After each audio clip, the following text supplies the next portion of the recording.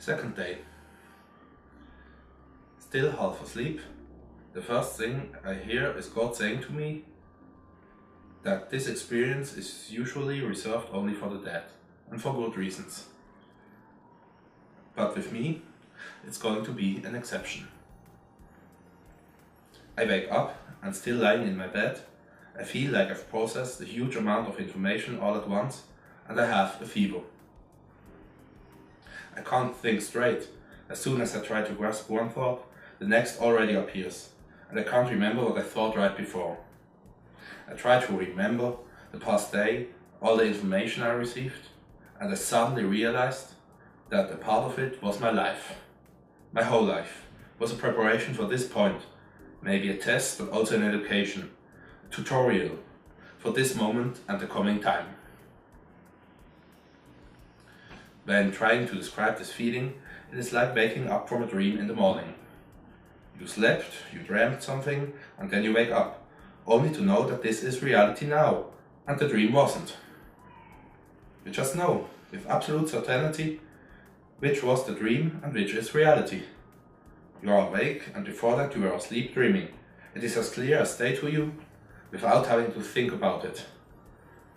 That's what it was like with me back then.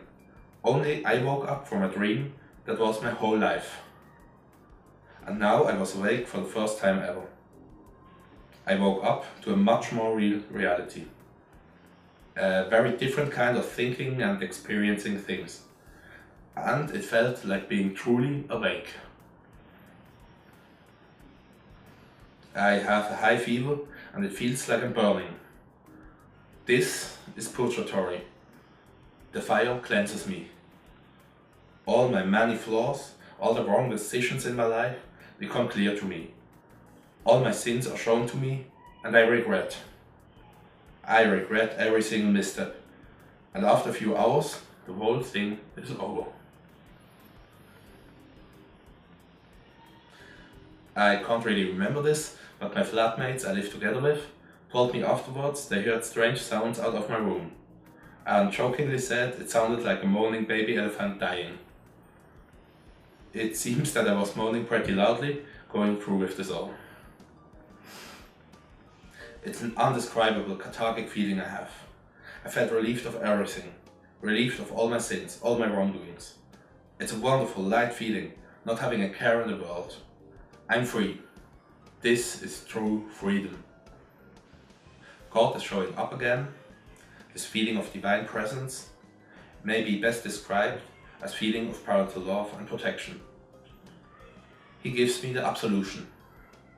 I hear his voice, that isn't really an audible outside voice, but it's coming from inside the very core of my being, resonating in my head, a divine telepathy if you will. And he tells me that I am forgiven. And if I wanted to, I can die right now and enter heaven. So I try to ask what heaven is like. And so he lifts me up there. I'm going higher and higher. I sit still on my bed, but my mind races upwards. It gets more and more abstract, more and more beautiful. Time starts to slow down again and finally comes to a still stand. God says to me that this is the point I have to decide. If I go any further into this, I can't come back and my body will die. I feel that I have a high fever and I'm getting a little bit scared. But at the same time I also feel safe and protected. I decide to stay on earth and suddenly stand up and press my left hand to the table in my room and I swear before God, looking at my left hand pressed against the desk, saying out loudly, "Your will shall be done. From now on I shall be God's left hand. The whole weight of my body is pressed against my hand, and with it I press my spirit back into this reality, back to where my body is, and I speak, from now on, my name before God shall be Middle Christ, God's left hand. I am neither a holy person, everything other than an angel, so no Christ, but I'm not evil and devious too, so no Antichrist either. I choose the golden middle and want to preach with some constraint and lead people to the right path in a smart way, with science and transparency. I can feel how God is very much amused by my acting, but he's also pleased. Now it's all clear to me. All the experiences I made so far, all my memories, all the people I got to know, serve the purpose to educate and to school me. They serve to let me, bringing everything together right now, to let me realize the absolute truth, like it was planned by God all along. An honor that only maybe a few thousand humans had in the whole history of mankind. Yes, I am sure, the same experience like I had just now was also experienced by all the real prophets, many unknown, but probably including Buddha, Moses, Jesus, Muhammad, and of course Nietzsche. Bob Marley too, by the way, as it should become clear to me at a later point in time. Well, but this all doesn't matter anymore, because from now on, everything will change. One of my last reincarnations was Nietzsche, he who also had realized the truth. Nietzsche wanted to give on all his knowledge to me, to conserve this knowledge from the generations of prophets, of all the prophets way back to the unknown ones of the Stone Age. To do this, he had to write a provocative masterpiece that would still be around when his next reincarnation came about. For him, as an enlightened, or as Übermensch as he called it, this was relatively easy. And so he wrote it in a code, specially for me, as close to the absolute truth as he came, the ultimate truth, the truth of God. This truth was sent out into the world again and again through prophets in which the Spirit of God would be sent into from heaven, but is misinterpreted by the humans and written down wrongly and distorted. That's how the Bible came to be, the Quran, the Torah and many other words that got close to the truth, but never portrayed it accurately. If Nietzsche simply wrote it down word by word, he never would have gotten published and kicked out of his academic career without the chance to give on this divine knowledge. His only chance was to write something brilliant and also provoking, so that it would be known in the whole world even hundreds of years after his death, so I could read it. Nietzsche didn't die from syphilis like it was thought, but he ascended from the mental clinic in my city directly into heaven after he completed his task on earth and had no more reasons to stay. And here I am now, here to finish the great work. I have the right tools in the first time in history, this kind of special scientific form of meditation I practiced, combined with cannabis and the knowledge out of Nietzsche's book. I have the construction manual for the enlightened, the manual for the Übermensch. A new era of humanity will begin. The enlightened will do everything they can to free the unenlightened ones, the prisoners in Plato's cave, to free them from their shackles and to guide them to the light. But some of them will not want to be free. They will fight it, and the enlightened ones. In the end, there will be war. The one great last war of mankind. Armageddon. Because out of pity, as last consequence for those really hard cases that simply don't want to be enlightened, their death has to be necessary. But only in the very end, to at least free their souls in death.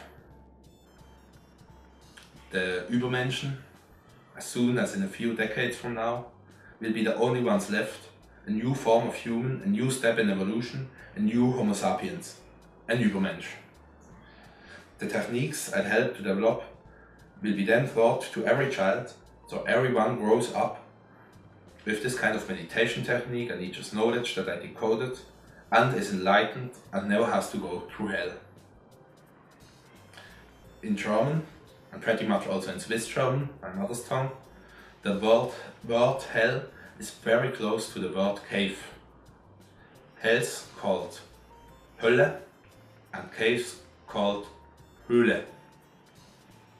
There are two kinds of heaven and hell, one of this side of reality and the other one as a spiritual place in the life after death.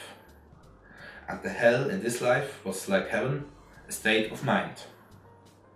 All prisoners in the cave, all the unenlightened people, were living in a state of mind called hell. The Übermensch has now the task to free them, with guided meditations on cannabis and a scientific worked out step-by-step program, to leave the slower state of mind, this hell, up to a higher form of consciousness, the one I was experiencing right now.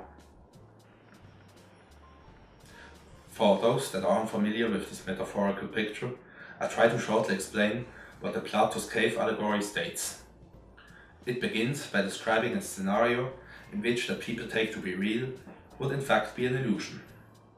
Imagine a cave inhabited by prisoners who have been chained and held immobile since childhood.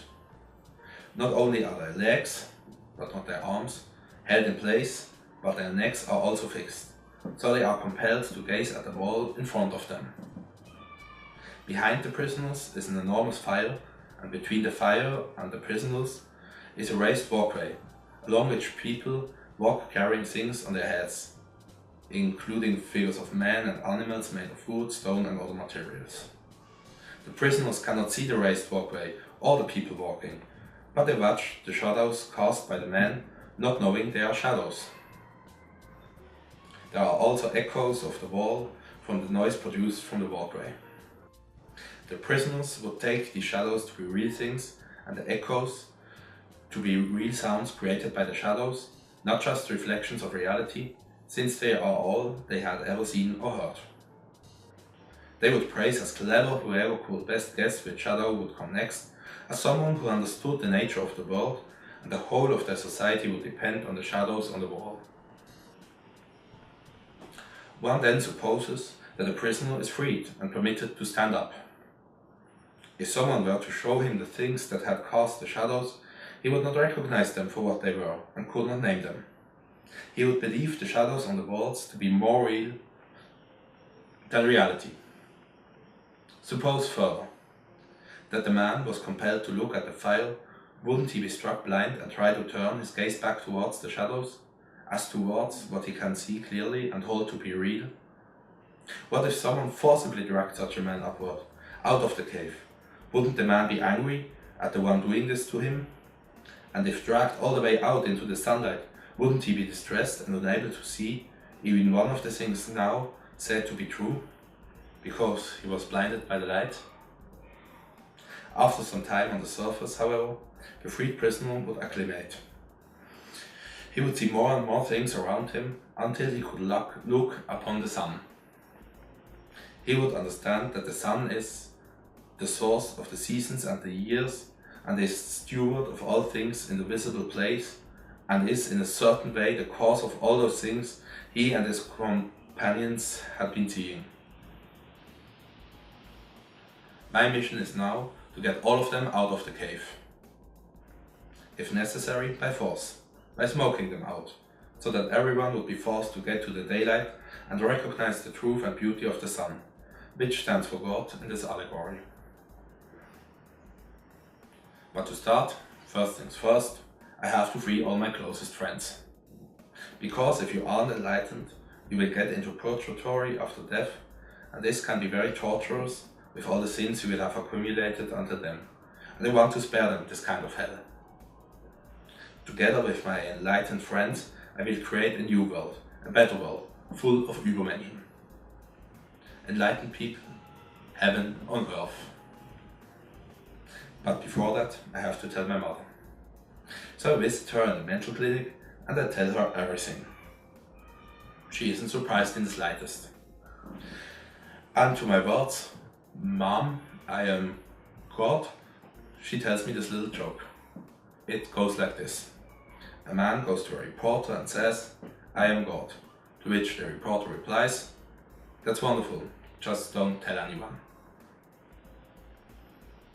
With this kind of good advice, I promptly go on my way to completely disregard it and while still being in the mental clinic, I already start to save the first short messages on my phone that I will send out tomorrow to my friends, to meet them and telling them all about it too.